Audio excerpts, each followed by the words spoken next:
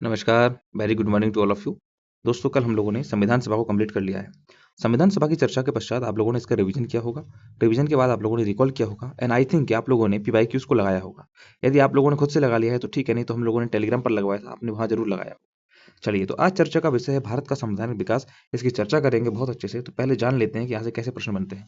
सबसे पहले अगर आप लोगों को मैं दिखाऊं तो यहाँ से एक प्रश्न बना है यूपी पीसीएस के अंदर, मेंस 2010 के अंदर एक प्रश्न बना है। प्रश्न ये कहता है कि भैया कौन सा अधिनियम था जिसमें सर्वोच्च न्यायालय की स्थापना का प्रावधान था, है ना। तो इस प्रकार के प्रश्न यहाँ से बनते रहते हैं। इन्हें हम लोगों को देखना है। जब हम लोग पढ़ेंगे तो इस प्रकार के तथ्यों पर ध्यान देंगे। फिर मैं आपको अगला प्रश्न बताता हूँ कि यहाँ से भैया आईएएस की प्री 2018 में कौन सा प्रश्न बना है। तो देखो, अंग्रेजी शिक्षा की नींव के लिए कौन से अधिनियम थे, है ना, किस प्रकार पड़ी है, तो उन सब की चर्चा यहाँ पर करनी है। थोड़ा सा डिटेलिंग प्रश्न यहाँ से बनना है, तो इस प्रकार की डिटेलिंग की जरूरत भी पड़ती है। फिर यहाँ से एक प्रश्न और बना है, थोड़ा सा ध्यान देना। ये जो क्वेश्चन नंबर 5 है, इसकी बात कर रहे हैं हम लोग कि किस अधिनियम के द्वारा, ध्यान देना, किस अधिनियम के द्वारा ब्रिटिश संसद ने चाय और चीन के साथ व्यापार को छोड़कर ईस्ट इंडिया कंपनी के भारत के साथ व्यापारिक एकाधिकार को समाप्त कर दिया था। तो ईस्ट इंडिया कंपनी का जो व्यापारिक एकाधिकार है, ये 2 बार में समाप्त होता है। एक बार आंशिक रूप से समाप्त होगा, एक बार पूर्णतः समाप्त कर दिया जाएगा। तो दोनों की चर्चा हमें करनी पड़ती है। R O A R O mains 2017 का ये प्रश्न था। चलिए, फिर आगे चर्चा करेंगे, है ना। यहाँ से ना कुछ और प्रश्न भी बनते हैं, जैसे कि जब ब्रिटिश ताज के अधीन आ जाते हैं अधिनियम, तो वहां से एक प्रकार का प्रश्न ये बनता है भैया कि किस अधिनियम से भारत में संघीय न्यायालय की स्थापना की गई। यहाँ से प्रश्न बनता है भारत का संघीय न्यायालय किस वर्ष में स्थापित किया गया। यहाँ से प्रश्न बनता है कि किस अधिनियम के अंतर्गत भारतीय विधान परिषद को बजट पर बहस करने की शक्ति प्राप्त हुई। तो इस प्रकार के प्रश्न भी भैया यहाँ से हमें देखने को मिलते हैं। एक दो प्रश्न और देख लीजिए आप, है ना, जिनकी चर्चा हम यहाँ पर करते हैं कि भारतीय विधान पालिका जो है वो प्रथम बार द्विसदनीय कब बनाई गई, है ना। तो प्रथम बार द्विसदनीय बनाई गई, इसकी चर्चा की जाती है। फिर 1919 के भारत शासन अधिनियम की निम्नलिखित में से कौन सी प्रमुख विशेषताएं हैं। इस प्रकार के प्रश्न आईएएस के अंदर पूछे जाते हैं। तो इन सभी प्रश्नों को देखने के बाद आप लोगों के मन में क्या आएगा भैया, कुछ कंक्लूजन हम लोगों को बनाना पड़ेगा कि इसको किस प्रकार से पढ़ना है। चलो, तो फिर थोड़ा सा और देखो। यहाँ पर लिखा हुआ है कि भारत शासन अधिनियम 1919 के अंतर्गत भारतीय विधायिका का अंतिम निर्वाचन किस वर्ष में आयोजित हुआ। और ये एमपीपीसीएस का प्रश्न है, प्री 2020 का, ध्यान देना, है ना। तो यहाँ पर ना एमपीपीसीएस पूछती थी, क्यों भैया, क्योंकि इसलिए पूछती थी, वहां पर 1919 1935 अधिनियम आपके सिलेबस में मेंशन था, लेकिन अब नहीं है। तो क्या सर अब नहीं पूछा जाएगा भैया, ऐसा कुछ नहीं कह सकते हैं। बिल्कुल सामान्य सा प्रश्न वो पूछ सकती है ना। कोई बड़ी बात नहीं है, संविधान है तो संविधान का विकास तो पढ़ना होता है। यहाँ पर लिखा हुआ है निम्नलिखित में से किस अधिनियम के द्वारा संवैधानिक निरंकुशता का सिद्धांत प्रस्तुत किया गया था। ठीक है, एमपीपीएससी ने 2017 में पूछा है। राष्ट्रपति की अध्यादेश निर्गत करने की शक्ति प्रेरित कहाँ से है। मतलब ये जो अध्यादेश की शक्ति आई है राष्ट्रपति की, वो कहाँ पर है, जो आज अनुच्छेद 123 के अंदर 123 के अंदर है अध्यादेश की, वो मतलब कहाँ से प्रेरित है ना। तो 1935 की कौन सी धारा से है, ये सब भी हम पहले पढ़ते थे जब 1935 का अधिनियम पढ़ते थे। चलो, तो फिर अब इन सब की चर्चा आज करनी पड़ेगी, बहुत विस्तार से आज चर्चा को देखना पड़ेगा, क्योंकि प्रश्न तो भैया अच्छे लेवल के बन रहे हैं यहाँ से। ठीक है, तो इसका मतलब क्या है, थोड़ा सा डिटेलिंग भी हमें इस चीज की करनी होगी, तभी हम इस टॉपिक से, पर्टिकुलर टॉपिक से तैयार कर पाएंगे अपने एग्जाम के लिए। चलो, तो चर्चा करेंगे। और चर्चा का आज विषय क्या है, चर्चा का विषय है आज का भारत का संवैधानिक विकास। ध्यान देना, बहुत अच्छे से सुनना कि भैया पहला है रेगुलेटिंग एक्ट 1773। तो यहाँ पर लिखा हुआ है कि ब्रिटिश क्राउन का कंपनी पर नियंत्रण लाया गया। पहला बिंदु क्या है कि ब्रिटिश क्राउन का कंपनी पर नियंत्रण लाया गया था। ठीक है भैया, ईस्ट इंडिया कंपनी जो है, ईस्ट इंडिया कंपनी, आप लोगों को थोड़ा सा मैं स्टोरी बता देता हूँ कि ईस्ट इंडिया कंपनी है ये ना क्या कर रही थी। देखो, इसको ब्रिटेन वालों ने पहुंचाया क्यों है, इसको ब्रिटेन वालों ने पहुंचाया भैया तुम्हें लूट लेना है भारत को, है ना। अपन थोड़ा सा ऐसे ही समझेंगे, भारत को लूट लेना है। लेकिन ये क्या कर रही है भैया, लूट तो रही है, लेकिन इसका लाभ ये ब्रिटिश तक नहीं पहुंचा रही है ना, ब्रिटिशर्स तक इसका लाभ नहीं जा रहा है। तो इसी के लिए भैया, इसी को रेगुलेट करने के लिए ये अधिनियम लेकर के चले आ रहे हैं। और अधिनियम क्या है, रेगुलेटिंग एक्ट 1773। इसमें हुआ क्या है कि ब्रिटिश क्राउन का कंपनी पर नियंत्रण लाया गया। मतलब अब कंपनी को ये लोग क्या करेंगे, रेगुलेट करना चाहते हैं, इसलिए ये लेकर के हैं रेगुलेटिंग एक्ट, है ना। तो कंपनी को रेगुलेट करना चाहते हैं। केंद्रीय शासन की नींव डाली जाएगी, शासन चलाने हेतु बोर्ड ऑफ कंट्रोल और बोर्ड ऑफ डायरेक्टर बनाए जाएंगे। तो यहाँ पर इसको मत करो याद कि board of control, board of director बनाए गए हैं, क्योंकि यहाँ पर बने हुए हैं ना। इनको जो प्रश्न बनता है वो अलग वाला बनता है। ठीक है, व्यापार की सभी सूचनाएं क्राउन को देना सुनिश्चित किया गया।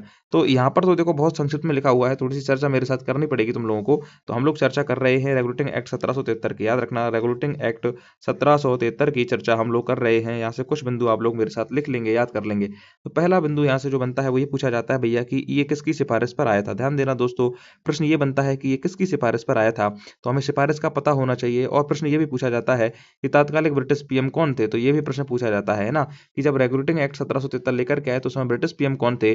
और या फिर ये पूछ सकता है कि भैया किसकी सिफारिश पर आया था। दोनों का उत्तर एक ही है। क्यों भैया, उत्तर इसलिए एक है क्योंकि इनका आंसर जो है वो है लॉर्ड नॉर्थ, क्योंकि तात्कालिक जो ब्रिटिश पीएम थे लॉर्ड नॉर्थ, है ना।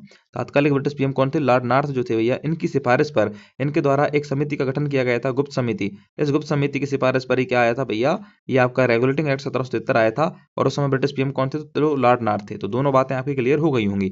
आगे चलेंगे और इसका एक महत्वपूर्ण प्रावधान को लिखने का प्रयास करेंगे, और वो महत्वपूर्ण प्रावधान ये रहता है कि भैया आप लोग जानते हो कि गवर्नर जो होता था, बंगाल का जो गवर्नर होता था दोस्तों, बंगाल के गवर्नर को अब आप लोग क्या कहने लगोगे? बंगाल का गवर्नर जनरल कहने लगोगे।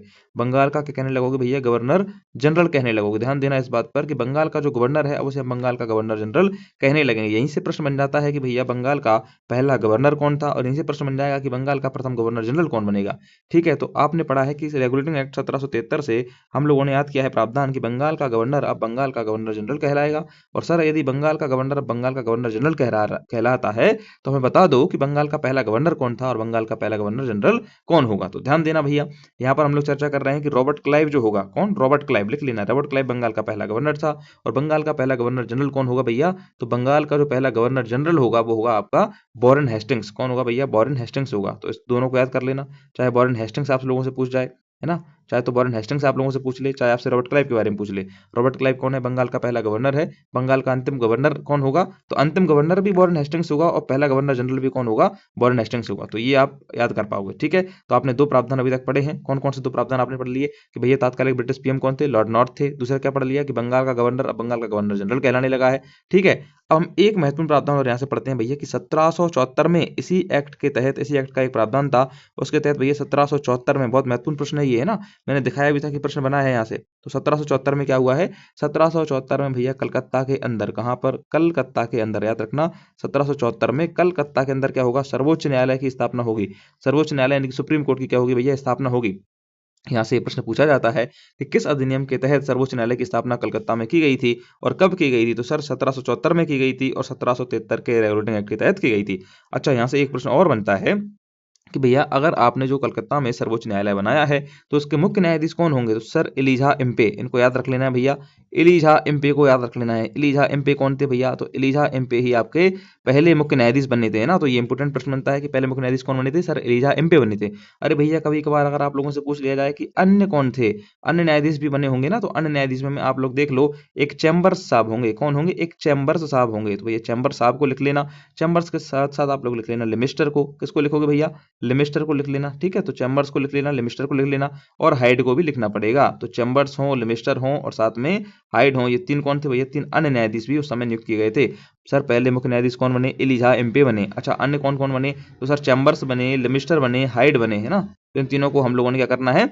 याद कर लेना है। चलो आगे बढ़ेंगे। अभी तक आप लोगों ने तीन प्रावधान देख लिए हैं। अरे भैया अब आपको देखना पड़ेगा क्या क्या ये जो सुप्रीम कोर्ट था आपका, अगर आपसे पूछा जाए, कभी डिटेलिंग प्रश्न बने और वहां से पूछ लिया जाए कि आपका जो कलकत्ता में सर्वोच्च न्यायालय की स्थापना हुई है, क्या ये एक अभिलेख न्यायालय है?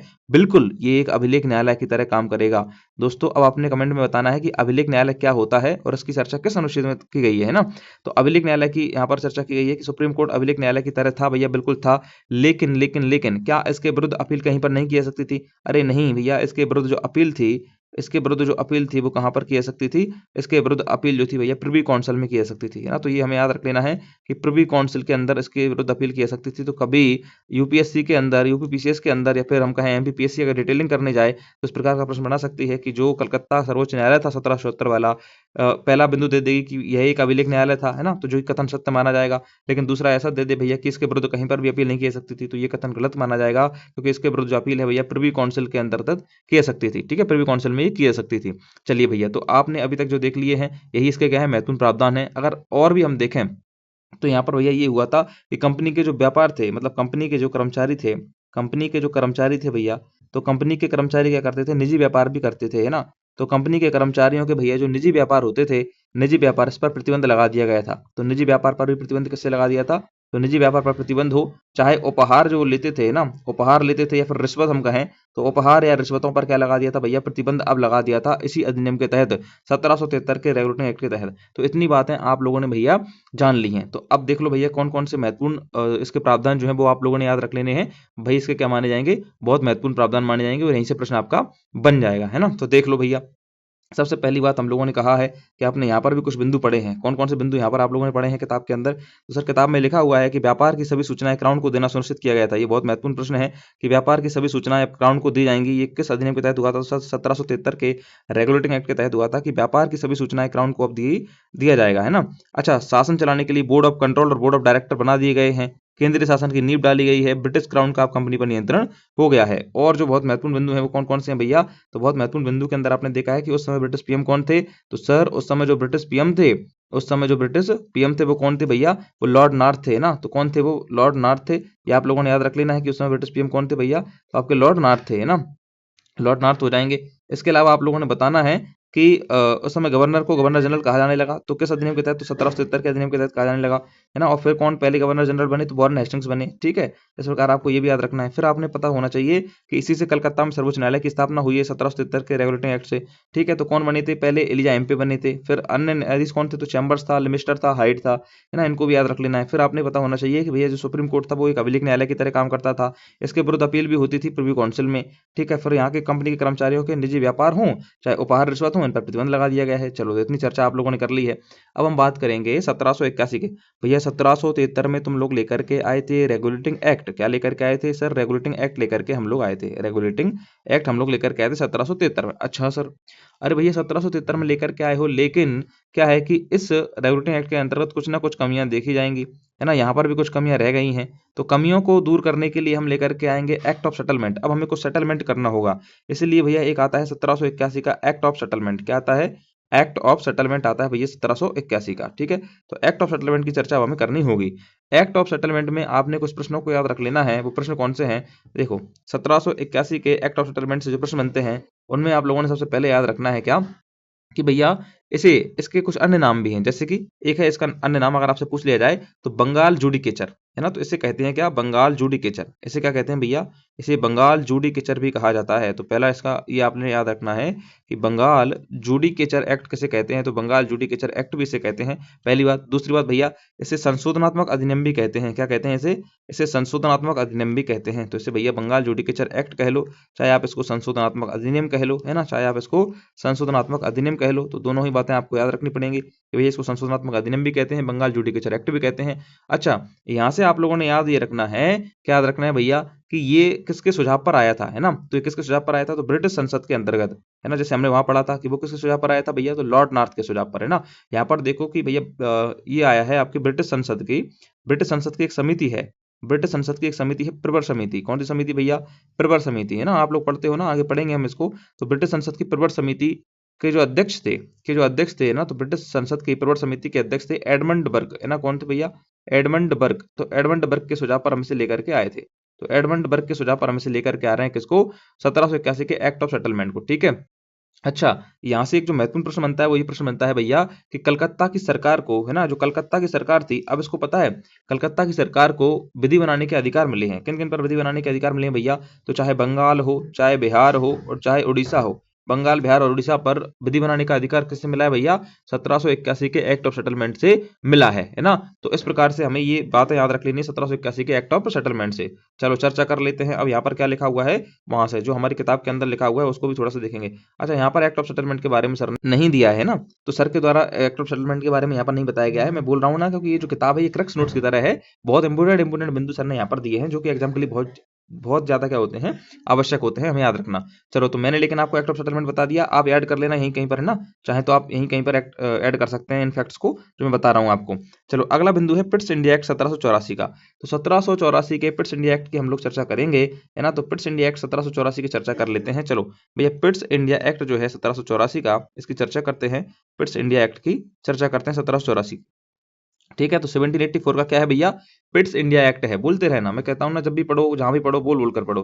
तो भैया 1784 का क्या है? पिट्स इंडिया एक्ट है। अच्छा, 1784 का पिट्स इंडिया एक्ट है। 1773 का क्या था? रेगुलेटिंग एक्ट था। अच्छा, चलिए, तो इसमें क्या हुआ है पिट्स इंडिया एक्ट में भैया? सबसे पहले याद रखो, क्या याद रखो, कि पहली बार यहीं पर, है ना, पहली बार यहीं पर एक टर्म्स आएगा। इस टर्म्स को बहुत अच्छे से याद रखना कि पहली बार यहीं पर भैया ब्रिटिश अधिकार अधीन क्षेत्र कहा जाएगा। पहली बार यहाँ पर एक शब्द आएगा ब्रिटिश अधिकार अधीन, है ना। तो यहाँ पर एक शब्द आएगा ब्रिटिश अधिकार अधीन, याद रख लेना है। यहीं पर पहली बार एक शब्द आएगा ब्रिटिश अधिकार अधीन या फिर ब्रिटिश आधिपत्य क्षेत्र है ना। तो ब्रिटिश अधिकार अधीन, आप याद रखना, अधिकार अधीन यहाँ पर एक क्षेत्र आएगा, ब्रिटिश अधिकार अधीन क्षेत्र। तो भैया इसी अधिनियम से पिट्स इंडिया एक्ट 1784 से क्या होगा, पहली बार भारतीय क्षेत्रों पर जो ब्रिटिश ताज है उसके स्वामित्व के दावे को पहली बार वैधानिक दस्तावेज के अंदर लिया जाएगा। और इसीलिए हम कह रहे हैं कि अगर प्रश्न पूछा जाए कि ब्रिटिश अधिकार अधीन क्षेत्र पहली बार कब कहा गया, तो याद रखना पिट्स इंडिया एक्ट 1784 में कहा गया है ना। क्यों कहा गया भैया, क्योंकि यहीं से, क्यों भैया, यहीं से क्या हुआ है, यहाँ से भैया क्या हुआ है, तो यहाँ पर देखो आप लोग कि भारतीय क्षेत्रों पर ब्रिटिश ताज के स्वामित्व के दावे का पहली बार वैधानिक दस्तावेज लाया गया है पिट्स इंडिया एक्ट 1784 के द्वारा।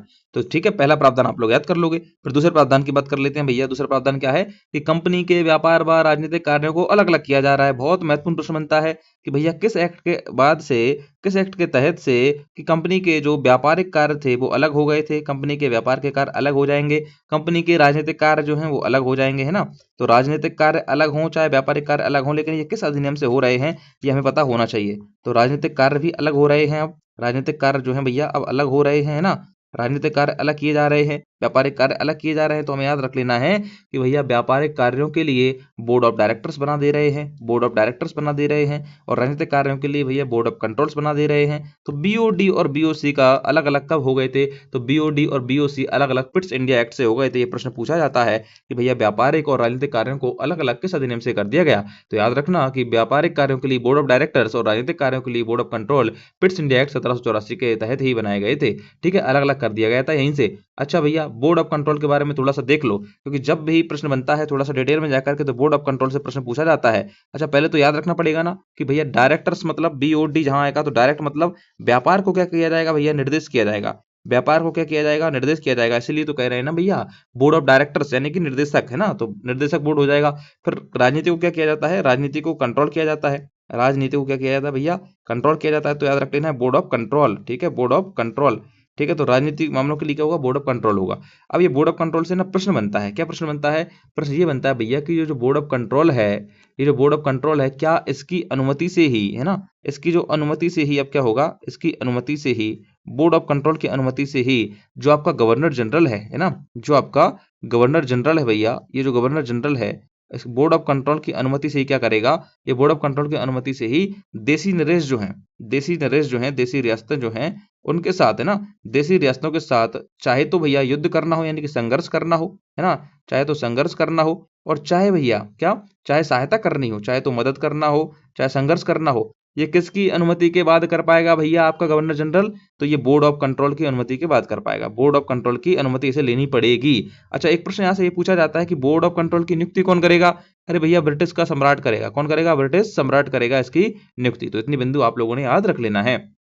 पिट्स इंडिया एक्ट में आप लोगों ने क्या देखा सर, पिट्स इंडिया एक्ट में हमने ये देखा कि कंपनी के व्यापारिक और राजनीतिक कार्यों को अलग अलग कर दिया गया है। अच्छा चलो, तो फिर अपन किताब के अंदर चलते हैं और किताब के अंदर जाकर के अपन पढ़ने का प्रयास करते हैं पिट्स इंडिया एक्ट 1784 को। तो यहाँ पर देखो क्या लिखा हुआ है भैया, ध्यान दो कि गवर्नर जनरल की कार्यकारिणी में एक सदस्य कम कर दिया गया था, है ना। तो ये भी याद रख लेना है कि गवर्नर जनरल की जो कार्यकारिणी थी वहां पर एक सदस्य कम कर दिया जाएगा। कंपनी के व्यापारिक और राजनीतिक कार्यों को अलग अलग किए जाएंगे। बहुत महत्वपूर्ण बिंदु है भैया, याद रखना है ना। मैंने कहा है ना बीओडी और बीओसी बनाए गए हैं, तो बीओडी और बीओसी बनाए गए हैं, इसको याद रख लेना है। बीओडी और बीओसी को व्यापारिक कार्य बोर्ड ऑफ डायरेक्टर्स के तथा राजनीतिक कार्य बोर्ड ऑफ कंट्रोल के अधीन रखे जाएंगे। तो यहाँ पर जो मैंने बताया उसको ऐड कर लेना। बाकी ये जो बहुत महत्वपूर्ण बिंदु यहाँ पर सर ने लिख दिए हैं। चलो चर्चा करते हैं चार्टर एक्ट 1813 की। अच्छा, इससे पहले ना एक और आएगा, क्या आएगा भैया, 1784 का देख लिया। अब एक 1786 का अधिनियम और आता है, हल्का सा, है ना, इसलिए बता देता हूँ। 1786 का अधिनियम और आता है, ठीक है। तो 1786 का अधिनियम और आता है भैया, इसको और देख लो, ठीक है, हल्का सा इसको देख लो, फिर आगे चलते हैं ना। तो इसमें याद क्या करना है भैया, 1786 के अधिनियम में आप लोगों ने याद करना है कि जो गवर्नर जनरल है, अरे दोस्तों जो गवर्नर जनरल है ना, गवर्नर जनरल जो है, गवर्नर जनरल, इस गवर्नर जनरल को भैया परिषद के निर्णय निरस्त करने के, क्या, परिषद के निर्णय, दोस्तों ध्यान देना, परिषद के जो निर्णय होते हैं, है ना, परिषद के जो निर्णय होते हैं, तो परिषद के निर्णय, परिषद के जो भी निर्णय होंगे इनको निरस्त करने की शक्ति दे दी गई है। तो किस एक्ट से गवर्नर जनरल को परिषद के निर्णयों को निरस्त करने की शक्ति दे दी गई, तो याद रखना कि 1786 के अधिनियम से शक्ति मिली थी। अच्छा, एक शक्ति और मिलेगी गवर्नर जनरल को। यहाँ पर गवर्नर जनरल को दोस्तों एक शक्ति और दी जाएगी प्रधान सेनापति की। दोस्तों ये प्रश्न बहुत बार पूछा गया है कि प्रधान सेनापति की शक्ति गवर्नर जनरल को किस एक्ट के माध्यम से दी गई थी। तो याद रखना कि प्रधान सेनापति की शक्ति भी भैया उसको दी गई थी 1786 के अधिनियम से। अब अगर 1786 के अधिनियम से प्रधान सेनापति की उसको शक्ति दी गई है, इसका मतलब क्या है कि अब उसे कमांडर इन चीफ कहा जाएगा। क्या कह सकते हैं भैया, अब उसे कमांडर इन चीफ बना दिया गया है, कमांडर इन चीफ बना दिया गया है ना। तो कमांडर इन चीफ उसे बना दिया गया है। और प्रश्न फिर आपसे पूछा जाएगा कि बता तो दो कि जब ये शक्ति दी गई तो सबसे पहली बार ये शक्ति किसने धारण की। तो दोस्तों याद रखना एक महत्वपूर्ण नाम को, कार्नवालिस को। किसको याद रखोगे, कार्नवालिस को, है ना। तो कार्नवालिस ऐसा पहला शख्स था, कार्नवालिस ही पहला वो बंदा था जिसको ये पहली बार शक्तियां मिलेंगी। तो कार्नवालिस कौन है भैया, कार्नवालिस वो खुशनसीब व्यक्ति है जो पहली बार कमांडर इन चीफ बनेगा, है ना, जो पहली बार ऐसी शक्ति धारण करेगा जो परिषद के निर्णयों को भी निरस्त कर सकती है। और प्रश्न पूछा जाए कि ये किस अधिनियम से आई थी भैया, तो 1786 के अधिनियम से आई थी। तो याद रख पाएंगे आप लोग 1786 के अधिनियम को। अभी ध्यान मतलब मैं कहना चाहता हूँ कि अभी रिकॉल करेंगे, सारी चीजों को रिकॉल करेंगे। थोड़ा सा और चलो आगे ना, 1793 के चार्टर एक्ट को और देख लो, फिर मैं एक बार फिर से रिवाइज कराऊंगा जितना भी हम लोगों ने पढ़ा है। तो 1793 के चार्टर एक्ट को भी देख लो। 1793 का चार्टर एक्ट क्या कहता है, आप इसको भी देखो भैया। 1793 का जो चार्टर एक्ट है वो ये कहता है कि इसके माध्यम से पहली बात तो भैया 20 वर्ष के लिए कंपनी का जो अधिकार है वो बढ़ा दिया जाएगा, है ना। तो 20 वर्ष की बढ़ोतरी की गई। ये तो बहुत साधारण सी बात है कि 1793 से 20 वर्ष के लिए बढ़ा देंगे, पर चर्चा की जाएगी 1813 में। ठीक है, 20 वर्ष के लिए बढ़ा दिया जाएगा भैया कंपनी के अधिकारों को। ठीक है, और कुछ बताओ सर। अरे भैया सबसे पहले तो ये देखो कि इसी के तहत प्रशासन के लिए, मेरे दोस्तों सुनो ध्यान से, कि प्रशासन के लिए इसी के तहत क्या होता है। प्रशासन के लिए जो कार्नवालिस है, कौन, कार्नवालिस है भैया, प्रशासन के लिए क्या करेगा। 21 अप्रैल 1900, है ना, 21 अप्रैल, ध्यान देना इस डेट पर, 21 अप्रैल 1793, है ना, 1793। तो 21 अप्रैल 1793 को ध्यान देना, 21 अप्रैल 1793 को 1793 के अंदर क्या करेगा, सिविल सेवा की स्थापना करेगा भारत के अंदर। सिविल सेवा की स्थापना करेगा भारत के अंदर। तो भैया सिविल सेवा की स्थापना भारत के अंदर किसने कर दी, अरे सर कार्नवालिस ने कर दी। कब कर दी सर, इसने 1793 के चार्टर एक्ट के तहत 21 अप्रैल 1793 को कर दी, है ना। तो अब बताओ जरा भारत में सिविल सेवा दिवस कब मनाया जाता है, ये आप लोगों ने कमेंट करना है। ठीक है, अब भैया थोड़ा सा और देखो 1793 के चार्टर एक्ट में क्या है। तो 1793 के चार्टर एक्ट के तहत हमने दो बातें याद रखनी है कि 20 वर्ष के लिए बढ़ा दिया गया है कंपनी के अधिकारों को। और यहाँ पर जो प्रशासन के लिए कार्नवालिस 21 अप्रैल 1793 को सिविल सेवा की स्थापना कर रहा है भारत के अंदर। ठीक है भैया, भारत के अंदर कर रहा है। तो यहाँ से दो चीजें आप लोगों ने याद रख लेनी है। अब हम आगे चलेंगे और बात करेंगे 1813 की। क्या बात करेंगे भैया, 1813 के चार्टर एक्ट की हम लोग बात करेंगे। चलो तो फिर भैया बात करते हैं। तो 1813 के चार्टर एक्ट में क्या याद रख लेना है। 1813 के चार्टर एक्ट में सबसे पहली बात, है ना, जो मैंने आपको एक प्रश्न दिखाया था, उसी प्रश्न में जो बहुत महत्वपूर्ण प्रश्न बनता है कि कंपनी का अब एकाधिकार समाप्त होगा। कंपनी के भैया अब एकाधिकार समाप्त किए जाएंगे। कंपनी को क्या है भैया, पूर्व के साथ व्यापार करने का अभी तक एकाधिकार था। किस कंपनी को था भैया, ईस्ट इंडिया कंपनी को था, ईस्ट इंडिया कंपनी को था। अब इस कंपनी के साथ क्या होगा, 1813 के चार्टर एक्ट में ब्रिटिशर्स क्या करेंगे इसके साथ भैया, इसके एकाधिकार को समाप्त करेंगे, है ना। अब एकाधिकार समाप्त हो रहा है पूर्व के साथ इसका, तो एकाधिकार ना ये क्या पूर्ण रूप से समाप्त हो जाएगा, नहीं सर, ये आंशिक रूप से समाप्त हो रहा है। कैसे समाप्त हो रहा है भैया, आंशिक रूप से। क्यों आप ऐसे आंशिक क्यों कह रहे हो सर, आंशिक इसलिए कह रहे हैं भैया क्योंकि यहाँ से चाय का व्यापार छूटेगा, है ना। अभी चाय पर इसका एकाधिकार बना रहेगा और साथ साथ में दोस्तों इसका चीन पर भी एकाधिकार बना रहेगा। इसीलिए प्रश्न पूछा जाता है कि किस अधिनियम के द्वारा भैया चाय और चीन के साथ छोड़ करके बाकी सभी व्यापारों पर उसका एकाधिकार समाप्त हो गया था। इसका मतलब क्या है कि अब 1813 के चार्टर एक्ट के बाद अन्य लोग भी, है ना, अन्य लोग भी, अन्य कंपनियां भी क्या कर सकती हैं, पूर्व के साथ व्यापार कर सकती हैं, भारत के साथ व्यापार कर सकती हैं। इसका मतलब अन्य लोगों के लिए भी भारत के दरवाजे अब खोल दिए गए हैं। उसका एकाधिकार समाप्त हो गया है। क्या पूर्णता हो गया, नहीं, चाय के साथ उसका एकाधिकार बना हुआ है और चीन के साथ भी उसका एकाधिकार बना हुआ है। चलिए, अरे भैया 1813 के अंतर्गत, है ना, 1813 में एक काम और होगा दोस्तों। 1813 का बहुत महत्वपूर्ण चार्टर एक्ट है। यहाँ से एक प्रश्न और बनता है कि ईसाई धर्म प्रचार की अनुमति कहाँ से मिलेगी। तो भैया ईसाई धर्म प्रचार की अनुमति भी यहीं से मिलती है 1813 के चार्टर एक्ट से। बहुत महत्वपूर्ण प्रश्न बनता है, याद रख लेना। ईसाई धर्म प्रचार की आज्ञा भी कहाँ से मिलेगी मिशनरियों को, तो वहीं से मिलती है 1813 के चार्टर एक्ट से, है ना। अच्छा, एक बात और बहुत महत्वपूर्ण यहाँ से बनती है, और बात ये बनती है भैया कि भारतीयों की शिक्षा पर, अरे भैया भारतीयों की शिक्षा पर प्रति वर्ष 1 लाख रुपए खर्च किए जाएंगे। भारतीयों की शिक्षा पर 1 लाख रुपए, कितने भैया, 1 लाख रुपए प्रति वर्ष खर्च किए जाएंगे। 1 लाख रुपए प्रति वर्ष यहाँ से क्या किए जाएंगे भैया, खर्च किए जाएंगे। किस अधिनियम के द्वारा, 1813 के चार्टर एक्ट के द्वारा। ठीक है, तो तीन बातें बहुत महत्वपूर्ण। मैं कहता हूं 1813 का चार्टर एक्ट है, आप लोग याद रखो। 13 मतलब 13 घाटा, कैसे याद कर लो, 13 घाटा हो जाएगा भैया। क्या हो जाएगा, 13 घाटा हो जाएगा। ब्रिटिशर्स वालों तुम्हारा घाटा हो जाएगा, कैसे, क्योंकि भैया अब तुम्हारा एकाधिकार, ईस्ट इंडिया कंपनी, अब तेरा एकाधिकार खत्म है, तो तेरा घाटा हो गया ना। चाय के साथ बचा है, केवल चीन के साथ बचा है। तो यहाँ से आप लोग याद कर सकते हो पहला बिंदु। और एक घाटा कैसे हो रहा है भैया, अब ईसाई धर्म का प्रचार होगा भारत में, है ना, ईसाई धर्म का क्या होगा, प्रचार होगा भारत में, तो ये भी घाटा। भैया एक और देखो, भारतीयों की शिक्षा पर 1 लाख रुपए खर्च किए जा रहे हैं, भारतीयों की शिक्षा पर 1 लाख रुपए खर्च किए जाएंगे, ठीक है। अच्छा एक बिंदु और याद रख लो भैया साथ साथ में, कि जो स्थानीय संस्थाएं होती हैं, स्थानीय स्वायत्त शासित जो संस्थाएं होती हैं भैया, अब उनको करारोपण का अधिकार यहाँ से मिल जाएगा। तो अगर कभी प्रश्न बन जाए, बहुत महत्वपूर्ण प्रश्न बनता है ये भी, है ना, कि स्थानीय संस्थाओं को करारोपण का अधिकार कहाँ से मिला था भैया, तो स्थानीय संस्थाओं को करारोपण का जो अधिकार मिला था वो आपके यहीं से मिला था, 1813 के चार्टर एक्ट से। ये भी बिंदु याद कर लोगे। अरे भैया 13 में आपने याद रखे हैं 3-4 बातें। 13 में आपने कहा सर घाटा हो गया किसको, ईस्ट इंडिया कंपनी को। कैसे 13 घाटा कैसे हो गया सर, चाय और चीन को छोड़ करके, सर उसके व्यापारिक जो एकाधिकार हैं सर वो समाप्त हो चुके हैं। अच्छा सर दूसरी बात, भारत में 1 लाख रुपए अब इन्वेस्ट करेंगे सर, 1 लाख रुपए शिक्षा पर इन्वेस्ट किया जाएगा सर, ठीक है। तीसरी बात सर हमने याद कर ली है कि भारत में सर अब ईसाई धर्म का प्रचार भी होगा, भारत में अब ईसाई धर्म का प्रचार भी होगा सर। इतनी बातें हमने 1813 के चार्टर एक्ट से याद कर ली हैं। अच्छा सर साथ साथ में स्थानीय जो स्वायत्त शासित संस्थाएं हैं, स्थानीय स्वायत्त शासित संस्थाएं जो हैं दोस्तों, इनको भी अब करारोपण का अधिकार यहाँ से मिल जाएगा, करारोपण का अधिकार यहाँ से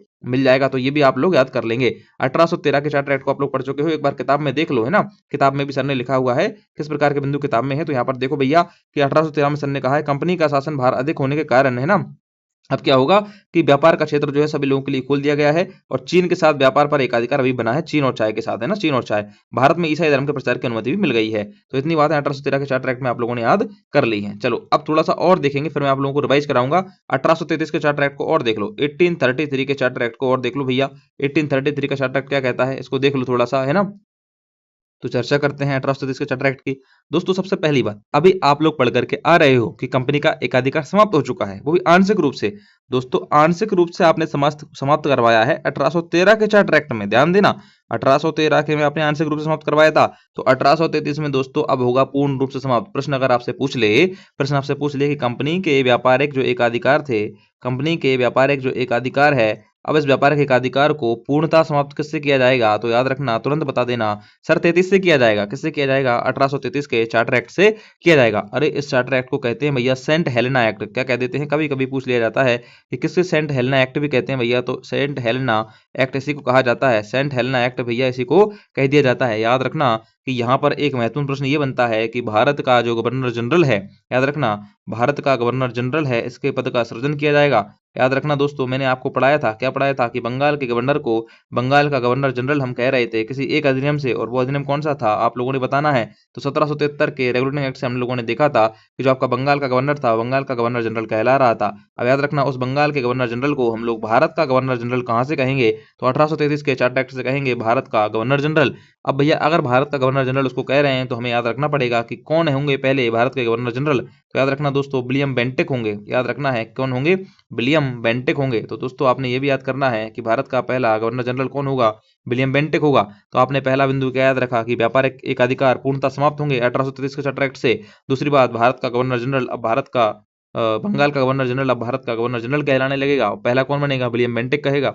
और सेंट हेलेना एक्ट भैया ऐसे कहा जाता है। अरे भैया 1833 में सर और कुछ भी महत्वपूर्ण है, अरे बहुत महत्वपूर्ण बात एक और है, क्या कि भैया यहाँ पर ना अंग्रेजी शिक्षा को बढ़ावा देने की बात भी यहाँ पर कही जाएगी। तो दोस्तों याद रखना है कि अंग्रेजी शिक्षा को बढ़ावा देने की बात कहाँ पर कही गई थी, तो दोस्तों याद कर लेना, जो अंग्रेजी शिक्षा है, अंग्रेजी शिक्षा जो है इसको बढ़ावा देने की बात भी भैया कहाँ पर कही जाएगी, यहीं पर कही जाएगी, 1833 के चार्टर एक्ट में कही जाएगी, ठीक है। अच्छा यहाँ पर एक बिंदु और बनता है कि दास प्रथा की समाप्ति भी होगी। किसकी समाप्ति होगी, तो दास प्रथा की समाप्ति भी भारत के अंदर यहीं से की जाएगी 1833 के चार्टर एक्ट से, ठीक है दोस्तों। और एक और महत्वपूर्ण बिंदु जो आप लोगों ने याद रखना है कि 1833 के चार्टर एक्ट से ही, 1833 के चार्टर एक्ट से ही जो आपका विधि आयोग है इसकी स्थापना भी की गई थी। तो कभी प्रश्न पूछा जाए कि विधि आयोग की स्थापना किससे की गई थी, तो 1813 के चार्टर एक्ट से की गई थी।